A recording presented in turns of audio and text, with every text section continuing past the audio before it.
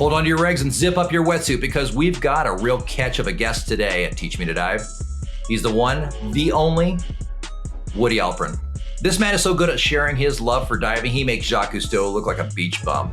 He owns Dive Talk, the most successful YouTube channel for diving in all the land, where he covers everything from diver reactions to advanced underwater basket weaving in caves.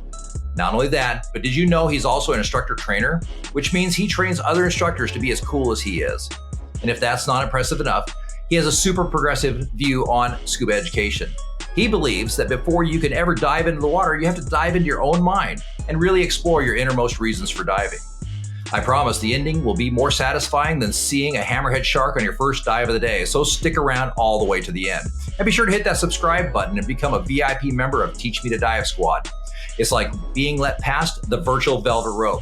So let's grab our fins and cave snorkel so we can dive in with Woody Alpern. All right, Woody, thank you so much for being here today. I really appreciate it. Man, I'm honored. Thank you so much. I'm kind of excited for this because we're going to be talking about diving.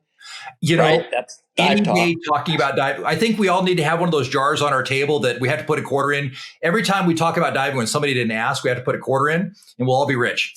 Oh, no doubt. And diving. It's so funny when we're around other divers, that's what we just end up always going to is talking about diving. Oh, absolutely. But it really does. When you're talking to another diver, they get it. And I know you have a series of questions for it, but what I mean by they get it is there's a certain mindset to divers. Haven't you noticed that? They're intelligent. For the most part, they're open-minded. They care about the planet and the environment and their desire to learn more. They're a bit adventurous, so they got that commonality. Like you'll notice a lot of divers are also climbers or pilots or other things like that. So we like being around each other. And it's life-changing. I've always said that on Dive Talk. I agree 100%. So, I mean, just start in. You obviously know the first question then is what inspired you to get into dive education and diving? Yeah, well, getting into diving, I'm 58 years old. I got into it at 11. And long story short, and I will keep it short, the way I got into diving was my friend and I, his name was Paul Silverman, Fort Lauderdale, both born and raised there. His dad had some diving gear in the garage. And I was like, dude, let's just take it in the pool. We're 11. We'll put it back exactly like it was. He'll never know. Took it in the pool. And back then, BCs were nothing like today. I mean, they just held the tank together. And we're just breathing and playing around with it underwater. We put it back in the garage. Immediately, his dad comes home and says, did you guys use my dive gear? No. I mean, right? Long story short, he was cool. Said, you know what? I love that you have an interest in it. Woody, we're going to talk to your parents and you two are going to learn how to dive properly. You're going to get certified. And that was, we were introduced to a PADI dive instructor that he had used. And basically then diving just became catching lots of lobster off of Fort Lauderdale. Late night, we'd go out at midnight shore diving. A lot were underneath the Port Everglades Inlet.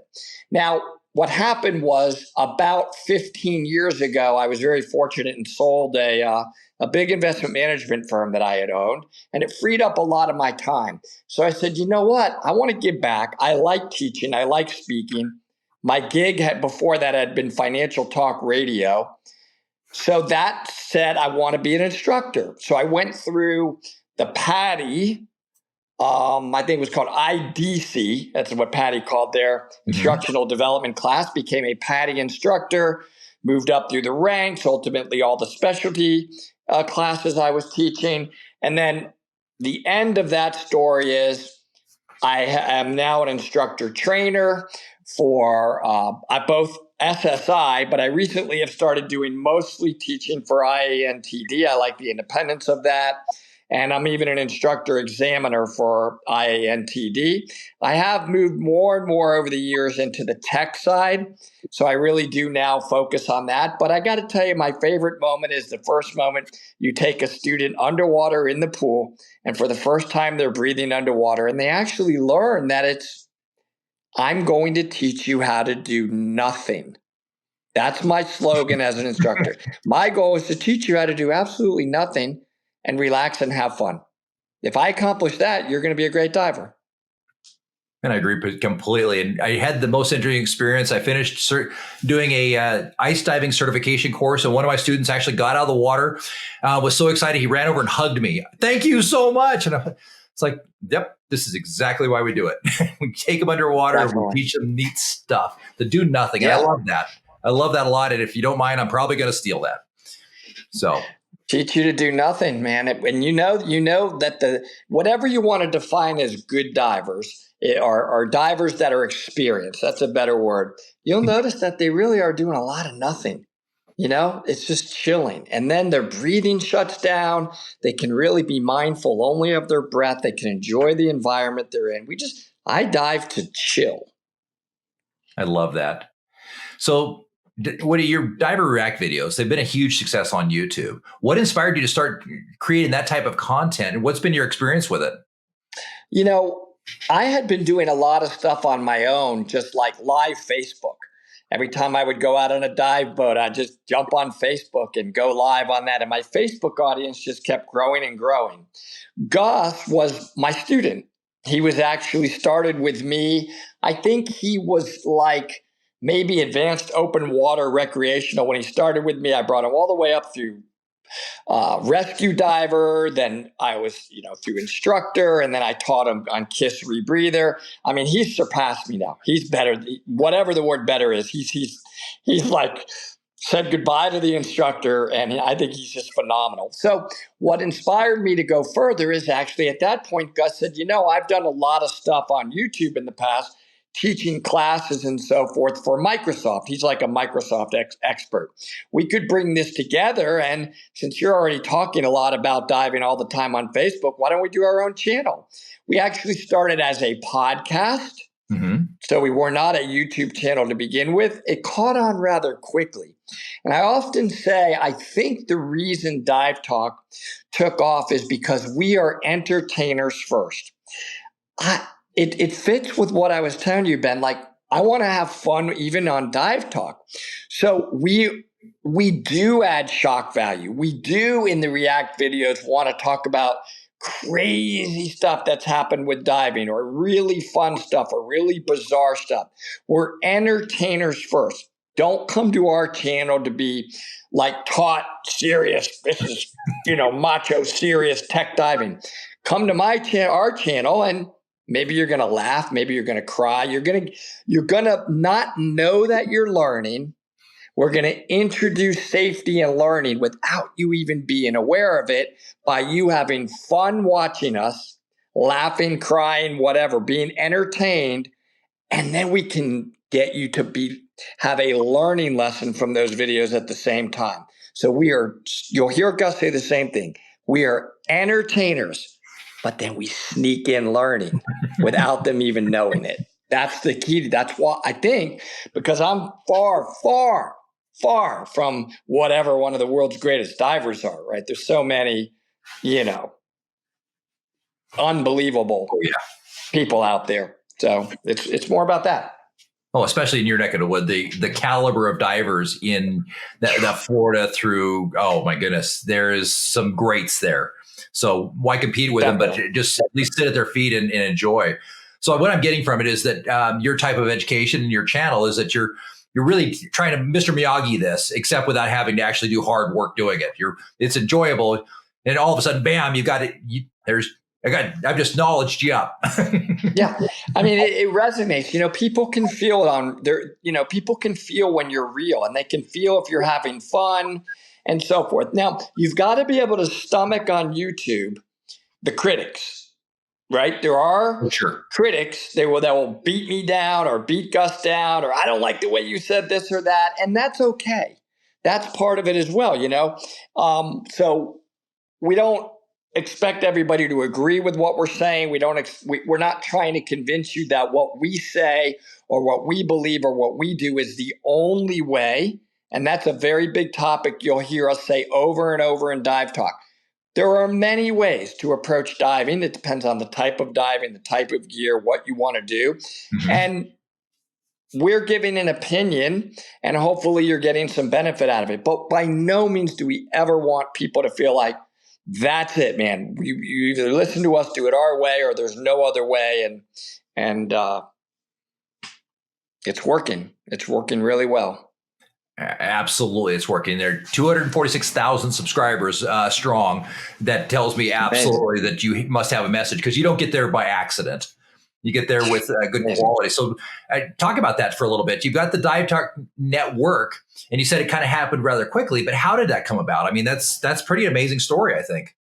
Yeah, I mean, it came about again by then. Gus and I started after the podcast success. We said, let's try it out on YouTube. Mm-hmm. And some of the earlier videos were really funny and just skyrocketed. We did some funny ones about like diver stereotypes. People, that's one of the favorites out there. It's still one of my favorites as well.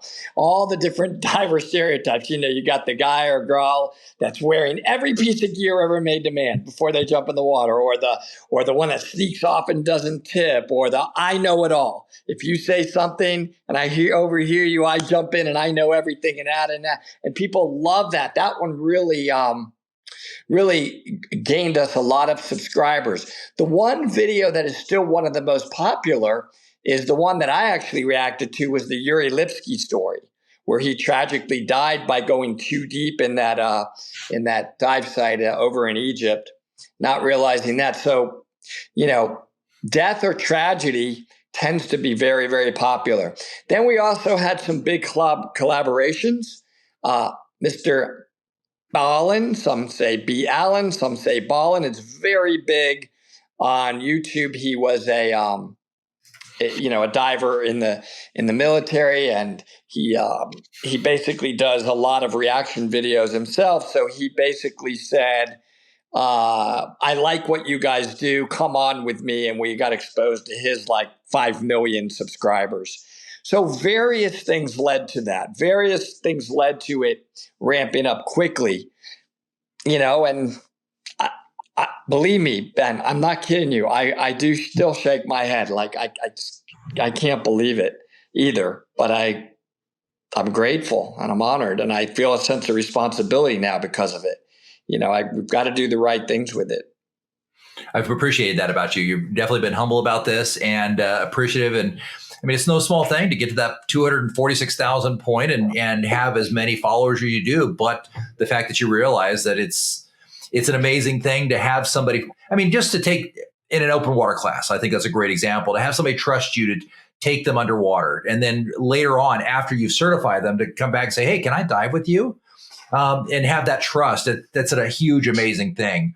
We just talked with Christina Zanato about that and how building trust. And if you've seen her tip the sharks, I think you've got that same idea.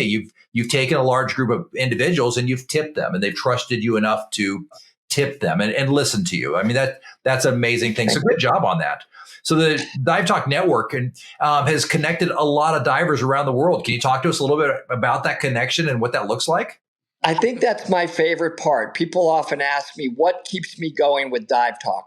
What keeps me going? I'll tell you what keeps me going is it's expanded people's interest in diving worldwide. It's made more people want to learn to dive. And while they're diving, learn to do it safely, but in the spirit of fun, and in the spirit of taking care of the environment. And I just love that. I can't do that. I can't bring that many people into the awareness of the amazing aspects of diving just as an instructor. But with a worldwide audience, it's really agencies have told me, wow, we're getting a lot more people interested in diving. And that's my favorite part, is to hear the comments of a brand new person that just got certified. Hey, I got into diving because I was listening to you guys. So that's a big responsibility now. It's not one that I knew we would have. I think Gus would feel the same way, but it is a responsibility. And we have to be thankful and grateful and humble that we're given that responsibility, right? Because, there are many, many people that would be considered better than us, if you will, more experienced, or whatever you want to call better in diving is, as I said before. So I'm constantly grateful for that. I also believe that, and I got this philosophy a lot from Mike Young, no matter what level somebody is at in diving, you should always be willing to dive with them. So if I'm on a dive boat, I try to buddy up with the most inexperienced, newest divers. Don't be too good. I only want to dive with the other rebreather divers or people that are going to go 150 feet with me. Let's dive with the new divers and be mentors and welcome them and make them feel excited by you saying, this was an amazing dive. Even though you may have had many, many dives that you would consider way better or way better locations. Imagine if I'm diving with that new person and I say, well, it was pretty good. You should someday, hopefully, you'll get to dive in this place or that place. They don't know, right? So it kind of doesn't make them feel warm and great about their dive. Live in the moment. What I like to say, Ben, on this is my favorite dive, which I know you're going to ask me, is the current dive that I'm in and the next dive that I'm going to do. This is 47 years later. So I really hope I get to dive with you. And I'm not just saying that, I've gotten to know you a little bit. I think we would enjoy diving together, right? Underwater and just be together. And after going through something like this, and I just want to come up, hug you and high five you and say, how awesome was that? It was one of the best dives I've ever done. Why not embrace the positiveness of every dive, which is super unique to any other dive you ever did? So I've answered a lot in that one statement that you asked me, but it's just a philosophy that I try to do and live in always with diving. And because of that, I just can't wait for the next dive, really. I'm right there with you. We one of our pride things is we dive Yellowstone a lot, and it's always the saddest part of the year is our last dive in Yellowstone. There's the spires out there, and my wife and I will usually dive the biggest one, the one we found first. We'll go over, and I know, but we'll touch her a little bit, and we'll just say goodbye. We've named her Etta James. And we'll say, goodbye, Etta. We'll see you next year. And then all winter we dream about going out and visiting Etta again and doing those same dives again. But I get that. My favorite dive is the next one, the one I'm on. I agree with that completely. I've had some pretty special dives over the time, and I think we'll get to those as well. But I appreciate that. So I love it. So here's the interesting part: is I learned from these interviews quite a bit. I had the opportunity to rub elbows with amazing guys like you, and every time I have that chance, I walk away with a little something. Now, with all these amazing reaction videos that you've created and watched, what have been your favorites? Oh, yeah. Wow. My favorites, I would have to say, are the ones. Oh, that's a hard question because there's so many of them now, and as a theme, I think my favorites are videos that we certainly learned something from. That something better has come out of it for the dive industry as a whole on what we should be doing or not be doing, and so forth. Maybe my favorites are not necessarily the favorites of some of the viewers out there. Believe it or not, one of my favorites was an instructor that was teaching a rescue class, and he was extremely over the top. Oh, the Navy SEAL. Dangerous with his students. He could have seriously injured them. Mm-hmm. And it stirred up a worldwide debate, a worldwide commentary on what should we be doing in terms of enacting stressful situations for students to have to deal with if they're getting to that next level to become a rescue diver, which then can ultimately lead a lot of those people into becoming dive professionals. So it's a very, when you go to rescue, it's a pivotal point because the next step above that, they may be going into the professional realm. So that remains one of my favorites, frankly, because I wanted to point out you don't have to do that. You don't have to put people in danger in order for people to learn how to deal with terrible situations. And I couldn't figure out any benefit from the things that particular instructor was doing for the students. I don't know about you, but I've never, ever, in thousands of dives, seen anybody panic or do those kinds of things in a dive, even when I've had to save people. They weren't acting like he was acting and stressing them out. So that does remain one that sticks out in my mind. The world was commenting on it, and I hope we all walked away better as instructors, as students, knowing what's acceptable and what's not. We don't need to do that to people. No, I agree completely, and I watched that, and while I don't want to put him down or really affiliate him, but he trying that Navy SEAL type of approach in open water, and it's completely unneeded, unwarranted, unjustified, and just darn right not safe. You can certainly stress the student out with the situation, and I take a lot of pride in that. I'm not a yeller. I'm a former Marine, but I don't like to yell. I use a quiet voice. This is about as loud as I get. And I tell him, I says, look, I'm not going to yell at you. I'm not the one stressing you out, but I promise you we'll create some gremlins to this course. You will get stressed out, and I'll create situations that will stress you, but I am not the stressor. The situation is, and I want them to always trust me enough that I can tip the student, right? That they trust me to come in and listen to me. Because if you're yelling and doing that kind of, let's just put a fine point on it, the crap that is things like that. Do they really want to trust you afterwards and really listen to you? I mean, did we ever listen to our dad after we got the belt? Not really. We were afraid of the belt, not the, and we didn't, heck with you, Dad. So I don't want to be that guy. I never want to be that guy. So I think that's a great point, and I agree with you 1,000% on that. So the other side of that, I mean, we've all learned from all these videos. What have you learned from these videos, and how has it changed how you dive as well as teach? That's a really good question. In terms of how I dive, I do believe that the exposure to dive talk and that leading to even wanting to improve as a diver myself, especially in the tech cave level of diving, it's just led me to some amazing instructors. So those instructors, one of them is Ed Sorensen, one of them is Brian Kikook, Mike Young. By having really good technique, your diving is better for you and for everybody that's diving with you. So it's led me to really care more about the detailed technique, proper trim, proper buoyancy, streamlined gear.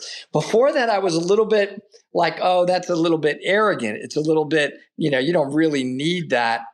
And I will tell you that you do. And I've learned more. So it's helped me want to be better myself as a diver. But in terms of my teaching, how I teach, but I learned a great acronym from a course director named Steve Pryor, who was still a course director with Patty. How to allow your students to learn fast, FAST. You're going to love this. I think you're going to love this. I've taught every class since then the same way. What does F stand for? I want my students just to be willing, and I need to be willing, if I'm taking a class, to forget everything that you know already about a subject. And that gets more and more difficult, Ben, as we get more experience. Be willing to come into a class and just forget it. Let it go. And just come into the situation with an open mind and a blank slate. You can reintroduce your thoughts later, but let's give the benefit of the doubt that if I come in with an open mind and forget everything I know, I can let my mind absorb a lot more rather than keep on introducing what I already know. Next is A, and I love this one. I want to have an attitude of eagerness and excited and ready to learn. I'm also a big believer in A, being active. Learning is not a spectator sport. So I don't want to be an instructor that is lecturing, talking, lecturing. I want the students to be active. I'm a facilitator, and I want to create a positive environment and fill in the gaps. But I got to tell you, I have found that usually there are not many gaps when the students are active and actually teaching themselves. S of the FAST is for state of mind. Now, I'm rather childlike and monkey around and laugh a lot and goofy when I'm doing dive talk. A lot of people may criticize me for that, and some love it. I want to play around. I want to have fun while I'm learning. Nothing creates a faster learning environment. This is science. Than when somebody is actually having fun and they don't even realize that they're learning at that point. They're actually just enjoying themselves. So I think that monkeying around and having a good time, there's a balance, but enjoying the process and having fun it is an important state of mind that definitely scientifically enables you to learn much, much better. And then finally, the T in FAST is they need to teach. The students need to do the teaching. This is a massive change that I've been preaching for years, even to the dive agencies. That means it ties in with being active and interactive, but they need to teach the various different segments that you're going to be, in essence, facilitating. So, for example, if you're teaching, you're going to be stating the objective of a particular skill. You're going to introduce why are we doing it, the value of that skill. You're even going to be discussing the specific steps of that particular skill. Well, I don't tell them the objective. I tell them a word. We're going to clear our mess. What's the objective? What do you think is the value? Why would we want to do that? And they think it out. Now, think about this, students. How do you think you would go about clearing your mask? When they visualize and talk and are active, once they get underwater, you still do your demo, but man, it flies. They don't have to memorize it. It just is like a picture in their head at that point. So that acronym of letting students learn fast, remember, letting them, leave them alone, do less as an instructor, not more, less. Let them do it. Let them teach. Try it. Embrace it one time. Give it a try in a pool if you want to test it out there. Let them swim around a little bit by their own in a pool. You're in a confined water. You know, do you have immediate contact supervision? They're in 4 feet of water when they're in the shallow end. Leave them alone. You know what? When they first come in my open water classes, I put them underwater. I say, just breathe out of your regulator. Everybody go swim around. What? Yeah, nobody's on their quiet hell. Nobody's on their knees. Nobody's on their knees.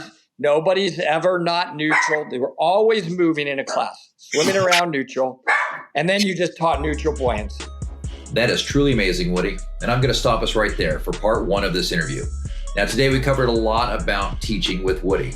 Who would have ever thought that we would have ever learned this much about diving from the host of Dive Talk? Well, honestly, I did, to be honest with you, because Woody is absolutely amazing. If you haven't had a chance to subscribe to their YouTube channel, Dive Talk, please do. Now, part 2 of this interview will be even better. So be sure to subscribe below and hit that bell for notifications because you're not going to want to miss part 2 of this with Woody. Our next interview will cover a lot more about dive training and what Woody feels is the future of the industry as well, and how we can be a better part of that, better instructors.